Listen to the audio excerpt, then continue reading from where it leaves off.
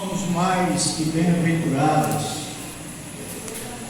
pela oportunidade que o Senhor Deus, Ele nos concede. Somos mais que bem-aventurados pela família a qual o Senhor nos concedeu, pelo amigo que o Senhor nos concedeu, até mesmo pelas lutas que se vêm para nós. Pois a palavra diz que em tudo nós devemos dar graças ao Senhor. Romanos fala que todas as coisas cooperam para o bem daqueles que amam a Deus. Você ama Deus? Você ama Deus? Amém? Coisa boa é amar Deus, né, irmãos? Porque Deus tem sido bom conosco a todo tempo, e a todo tempo Deus Ele é bom. Apesar que há aqueles que não acreditam que Ele existe, apesar que há aqueles que não pararam para refletir o tamanho do amor de Deus pela sua vida, apesar que há aqueles que ainda não pararam para procurar reconhecer este amor.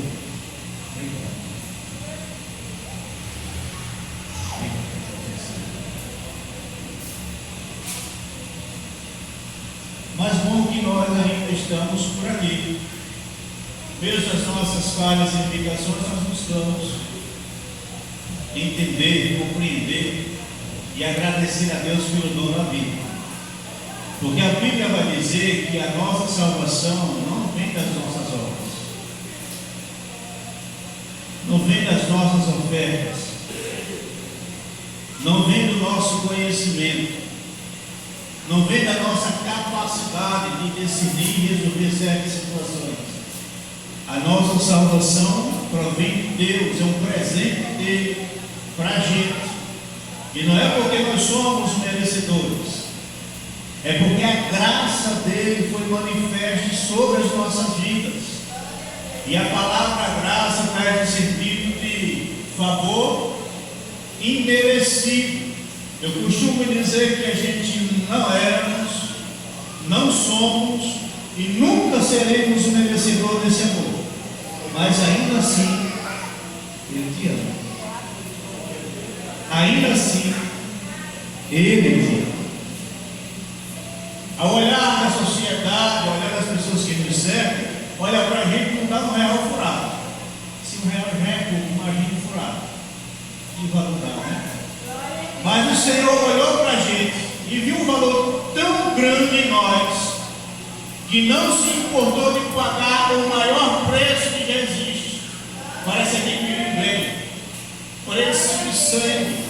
O texto vai dizer lá em João capítulo 3, verso 16, que Deus amou o mundo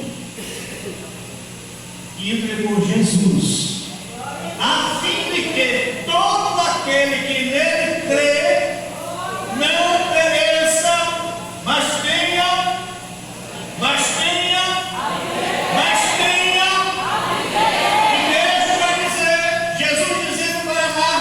Se você crer, você verá a glória de Deus. Você acredita que você é chamado pelo Senhor? Você acredita que você não é mais um no meio da multidão? Você acredita que você não foi chamado apenas para fazer número? Você acredita que Deus tem um projeto na sua vida e que através da sua vida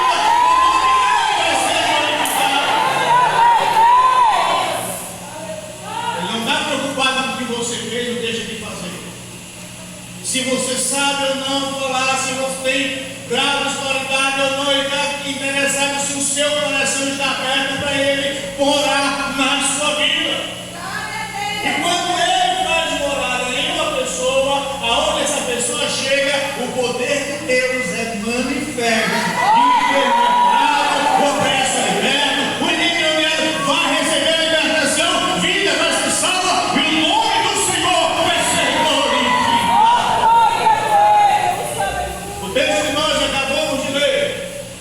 narra a história do discípulo amado João, que enquanto ele estava pregando o evangelho, os imperadores romanos tentaram fechar as portas para João e lançaram João lá na ilha de Patmos.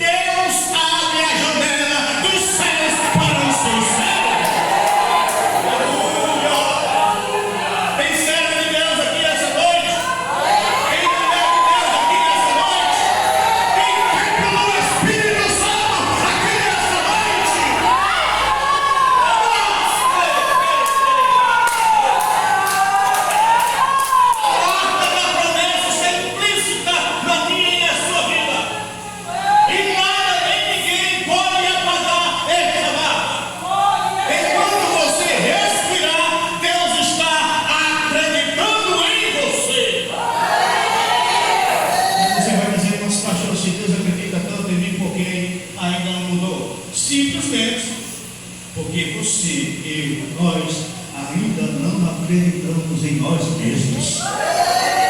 Quando você acreditar que você verdadeiramente tem uma essência transcendental dentro de você, você vai perceber que o Deus que fez os céus, que fez a terra, mora dentro de você. E se Ele mora, o impossível se torna possível.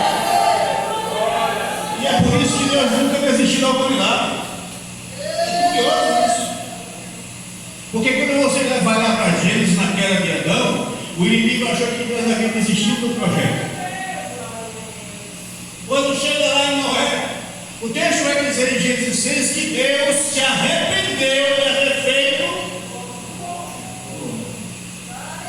E a decisão dele, sabe o que foi? O extermínio da face da terra. Mas dentro daquela geração incrédula e perversa, um homem, quantos homens? Um homem conquistou a atenção de Deus. Você não entendeu? Eu vou repetir para você entender. Em meio a uma geração perversa e incrédula, Deus conseguiu ver o homem que nasceu um projeto de redenção por meio da vida de Noé. Mas mais uma vez, o pecado se estendeu sobre a face da terra. E mais uma vez o homem que se sentia indignado porque sabia que tinha que existir um Deus poderoso para existir tanta beleza sobre a terra. E lá no livro de Gênesis, capítulo 12, Deus faz uma chamada na vida de Abraão. Olha o que o Senhor diz. Como é seu nome? Camisa vermelha? Isso. Ramon. Imagina só, Ramon. Você está caminhando e de repente uma presença diferenciada, você sente no seu coração e uma voz soa em seu ouvido: Ramon, eu te escolhi e de você eu vou suscitar uma nova geração, vou fazer grandes feitos na sua vida, porém eu vou lhe abençoar, eu só quero uma coisa de você: anda na minha presença e seja perfeito. Missão difícil. É missão difícil. Porque o texto vai dizer que Deus olhou do céu à terra e não achou um justo sequer. E agora? Como é que Deus vai completar o seu projeto? Como é que o Senhor vai completar a promessa que Ele fez na vida de Abraão? Sendo que a exigência de Deus para Abraão foi essa: ande na minha presença e seja perfeito. Tem alguém perfeito aqui essa noite? Tem não? Não tem mesmo.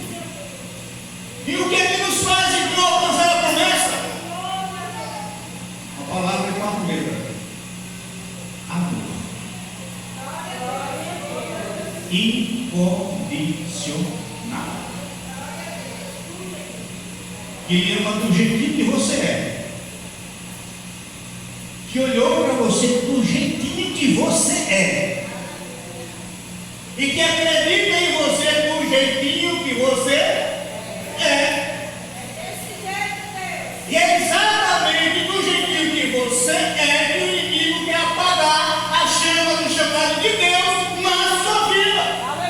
E tenta trabalhar você em tristeza, em angústia, em desilusões, em perda, mas em nome de Jesus, quando a porta se fecha aqui, a porta dos céus está aberta, porque Jesus já garantiu isso para mim e para você.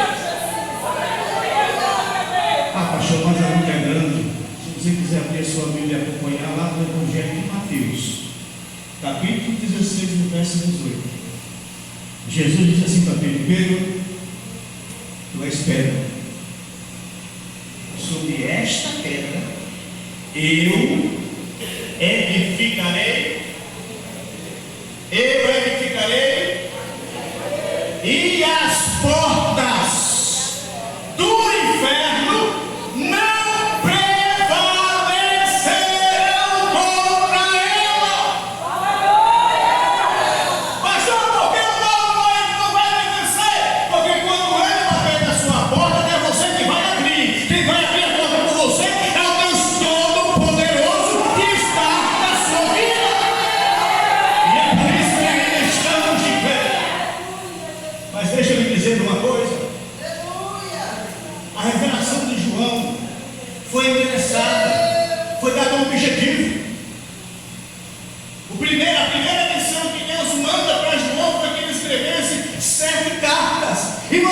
se as igrejas da Ásia Menor. A palavra igreja no grego vem eklésia, que foi tirado para fora. Pedro estava na beira para lavando as redes. E Jesus chega para esse Pedro: você vai continuar sendo pescador, mas você vai ser um pescador diferenciado, porque de hoje por diante você vai ser pescador de almas. A rotina de Pedro muda completamente. A rotina de Pedro muda completamente, assim como a minha e a sua. Você lembra do dia que você levantou as mãos citando a Jesus, como o Senhor falou? Você lembra? Você lembra do dia que você foi batizado nas águas? Você lembra do dia que você foi batizado pelo Espírito Santo? Pois é. Todos esses dias servem como memorial do que Deus tem chamado na sua vida. Catuca que irmão assim, por favor. Catuca aí, diga assim para ele: você tem um chamado. Você acredita nisso? É. Observe que a expressão de Jesus foi essa: eu vou edificar a minha igreja. Como é que Jesus vai edificar? Na maioria das vezes, nas nossas orações, a gente diz assim: Senhor, me dá paciência. Não é assim que Deus, né? Aí você acha que Deus vai dar paciência como? Permitindo que você passe por uma situação que lhe exija ter paciência. Deus me ensina a suportar. Como é que Deus vai dar isso? Lhe permitindo enfrentar uma situação que você vai ter que suportar certas situações. Quando você passa por elas, você vai entender que verdadeiramente Deus ouviu a sua oração. E se Deus ouviu a sua oração, você pedindo para Ele ajudar a ter suportância, imagina quando tu disser: Senhor, abre os céus para mim agora, Senhor. Alcança essa pessoa que está do meu lado aqui agora. Visita aquele que está no leito do hospital. Senhor, aquele embriagado, aquele drogado, liberta ele, transforma ele, faz ele um canal de bênção em suas mãos, Senhor. E quando você menos espera, quem está pregando a palavra? O ex-drogado. Quem está tocando violão? O ex-alcoólatra. Quem está evangelizando? O espirituoso. Está dando para entender mais ou menos? Jesus disse que edifica a igreja dele. E é nas nossas lutas que nós estamos sendo edificados. A questão é que a gente quer apenas as bênçãos. Mas para você alcançar esse propósito, você tem que entender que primeiro você vai ter que guerrear. Primeiro você vai ter que lutar. Primeiro você vai ter que se esforçar. Primeiro você vai ter que buscar. Como assim, pastor? Eu vou explicar aí, ó. Jesus fez uma promessa lá em Mateus sobre Pedro, não é isso? Quando chega lá em Atos dos Apóstolos, capítulo 2, acontece o dia em que Joel disse assim: olha, disse que nos últimos dias eu derramarei o meu espírito sobre toda a carne, né? Aí lá em Atos dos Apóstolos, capítulo 2, vamos observar aí, por favor, abra sua Bíblia comigo. Estou terminando já, não vou me mandar não. Capítulo 2, por favor. Jesus começa a edificar essa igreja na vida de Pedro. A promessa foi essa. Capítulo 2. E cumprindo-se o dia de Pentecostes, estavam todos no mesmo lugar. De repente veio do céu um som como de um vento impetuoso e encheu toda a casa aonde estavam assentados, e apareceram distribuídas entre eles línguas como de fogo, e pousou uma sobre cada um deles. Todos ficaram cheios do Espírito Santo e passaram a falar em outras línguas, segundo o Espírito lhes concedia que falasse. Quem tem promessa de Deus aqui? É bom ter promessa, né, irmão? Né? O Senhor fez a promessa para Pedro, lá em Mateus. E aquele Pentecostes de Jesus completou a obra naquele dia. O texto vai dizer que quando estavam cheios, falando em línguas naquele momento, a população ao redor que nunca tinha ouvido falar, nunca tinham visto aquele tipo de movimento, foram para a porta da casa, no caso hoje, para a porta da congregação, para a porta da igreja, e dizem que o pessoal está tudo doido, está tudo embriagado. Aí quem é que se levanta cheio do Espírito Santo? Pedro. Cheio da graça, cheio de ousadia, cheio de poder. O Pedro que para muitos é tido como truculento, ignorante, bravo, sem noção, um analfabeto. O Pedro que para muitos foi tido como aquele que negou Jesus, que não poderia negá-lo. O Pedro que Jesus repreendeu algumas vezes. Mas esse mesmo Pedro foi que se levantou cheio do Espírito e começou a pregar a palavra. E nesse dia, cerca de 3.000 almas aceitaram a Jesus como seu Salvador. É uma salva de palmas por isso.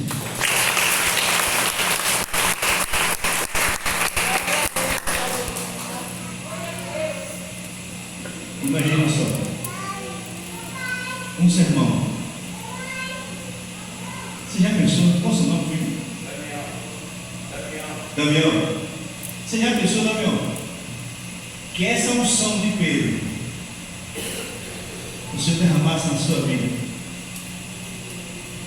E quando você viesse pegar o microfone aqui, começasse a falar do amor do Senhor, as pessoas que estavam ao redor, que te conhecem, que te conheceram verdadeiramente em Deus na vida do Damião. Eu quero citar o Jesus que o Damião está pregando a mim também.